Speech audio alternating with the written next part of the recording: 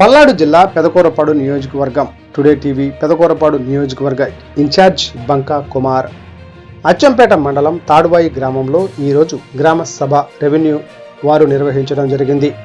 ఈ గ్రామ సభలో 120 అర్జీలు వచ్చాయని, అలాగే 5 అర్జీలకు పరిష్కారం జరిగిందని మండల తహసీల్దార్ శ్రీనివాస్ యాదవ్ తెలిపారు. భూమికి సంబంధించిన ఏదైనా రెవెన్యూ దృష్టికి తీసుకురావాలని, అడంగల్ 1B పాస్ పుస్తకాలకు లబ్ధిదారులు పెట్టుకోవచ్చని మండల తహసీల్దార్ శ్రీనివాస్ యాదవ్ గ్రామ సభల ద్వారా తెలిపారు. ఈ అవకాశాన్ని ప్రతి ఒక్కరూ వినియోగించుకోవాలని ఆయన తెలిపారు. ఈ కార్యక్రమంలో గ్రామ సర్పంచ్ బూక్యా సీతాబాయి, గ్రామ టీడీపీ పార్టీ నాయకులు మరియు రెవెన్యూ సిబ్బంది తదితరులు పాల్గొన్నారు.